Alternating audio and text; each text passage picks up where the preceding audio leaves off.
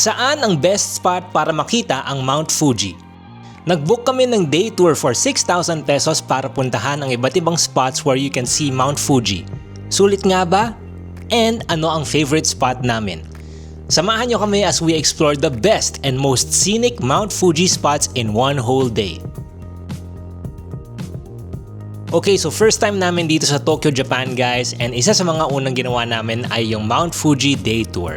Nag-book kami dito sa Klook for 6,056 pesos, kaming dalawa na ni Selyon. And ayan, from our hotel sa Shinjuku, naglakad kami ng mga 15 minutes papunta dito sa meetup point namin. So Mount Fuji is 2.5 hours away from Tokyo, so natulog muna kami sa biyahe. Pagkagising namin, medyo malapit na kami sa first spot.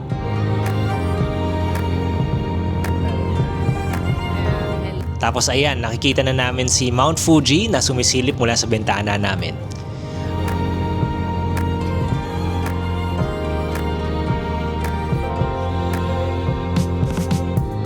Alright, so first stop namin guys is ang pinakasikat na Lawson sa buong mundo with the backdrop of Mount Fuji. Ayan guys, talagang dinadagsa siya ng mga turista and pag bibili ka sa loob, mahaba rin ang pila as expected. Pupunta lang talaga kayo dito para magpa-picture, so mabilis lang kami dito, mga around 10 minutes and then next spot na.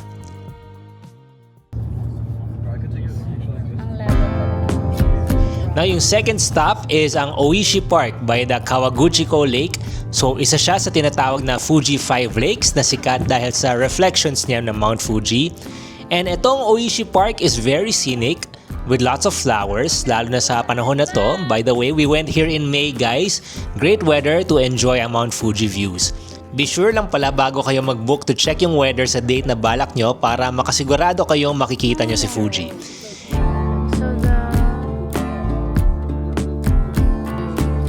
Anyway, ayan nga, kung mahilig kayo sa flower gardens, marami sila dito sa Oishi Park.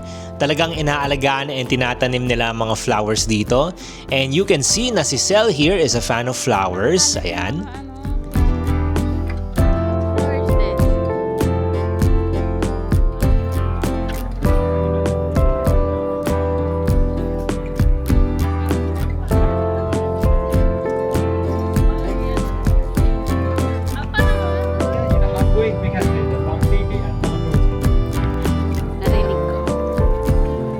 Next stop namin, naglakad kami ng onte para makasaglit sa Hikawa Clock Shop. So sikat yung street na to kasi kitang-kita si Mount Fuji from a distance. Great photo spot, just be mindful of the traffic. Yeah. So where are we going? I don't know.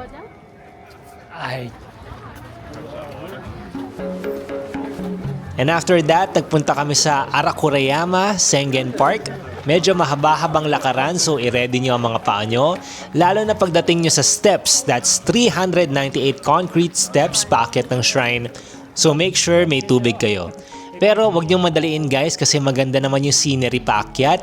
Mapuno, lalo na kung cherry blossom season. Take your time lang here to appreciate the views and the nature around you.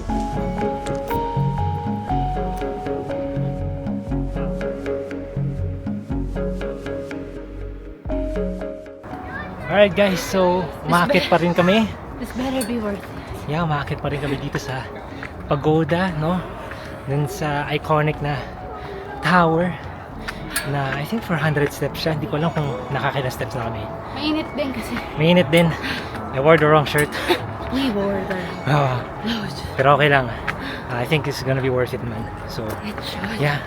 Let's keep. Look at this. Maganda yan sa ano? November. Okay. Okay.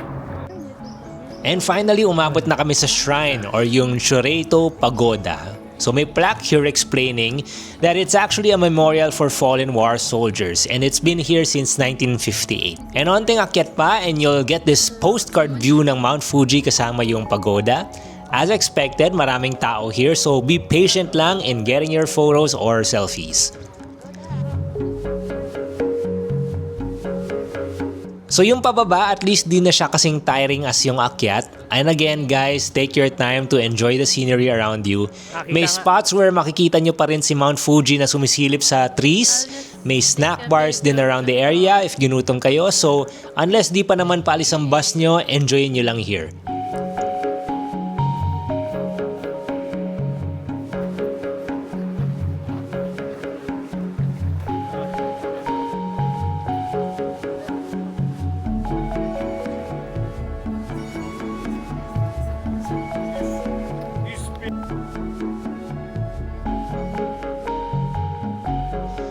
Alright, after that, lunch break muna kami. Our tour guide took us dito sa restaurant where we had full meals.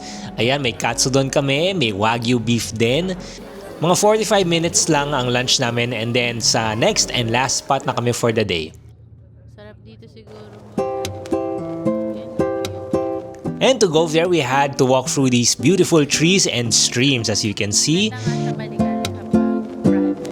And here we are sa last stop namin, ang Oshino Hakai. So dito nyo makikita yung mga freshwater ponds na nanggagaling mismo sa Mount Fuji. They're falling in line. And it's also one of the more touristy spots dito sa tour. So madami-dami ang mga tao dito.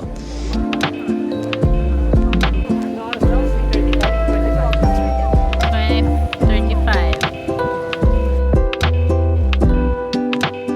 May mga kainan din dito, as you can see. May shops, bilihan ng souvenirs, local snacks and delicacies if gusto niyo mag-try.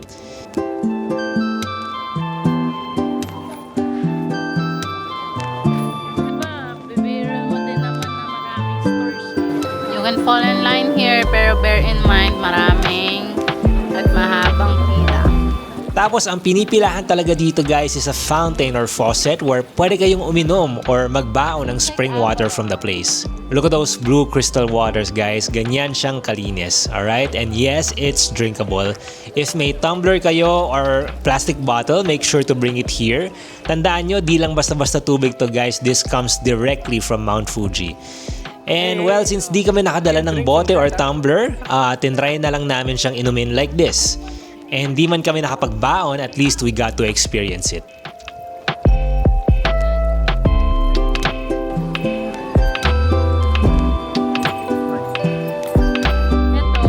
So like I said guys, marami pang mga kainan and food stalls all over the place. And if you have time, go explore nyo sila, buy yourself something, just enjoy.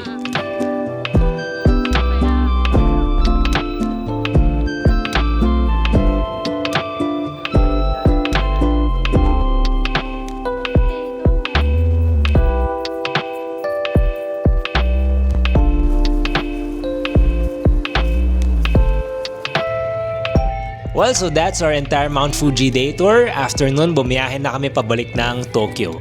For our favorite spot, pwedeng Arakurayama Sengen Park. Kaso nakakapagod lang yung akyat. And since mas prefer namin ang chill na vibes, we'll have to give it to Oishi Park for the flowers, the scenery, plus siya talaga yung may pinakabuong view ng Mount Fuji.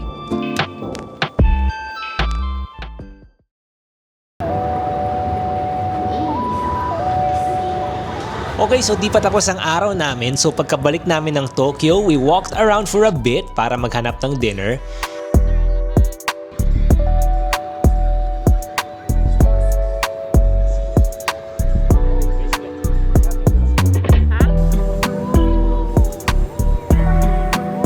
And eventually, napadpad kami dito sa Omoide Yokocho or Memory Lane here din sa Shinjuku. So eskinita siya na marami mga dikit-dikit na kainan dito. Puntahan din ng mga tourists and foodies here in Tokyo. Ayun, so dito kami nag-end up guys. It's a very intimate eatery with a second floor.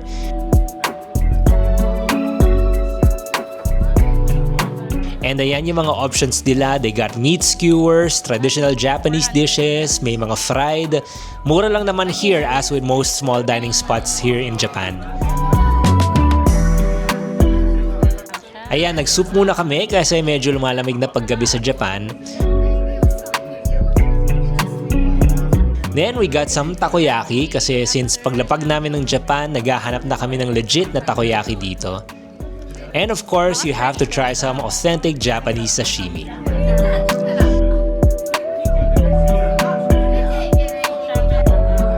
So, that concludes our Mount Fuji day in Japan. Pero syempre, di naman pwede magtapos dyan ang Japan adventures namin. Kaya stay tuned dahil marami pa kaming i-explore sa week-long stay namin here in Tokyo. We'll see you in the next vlog.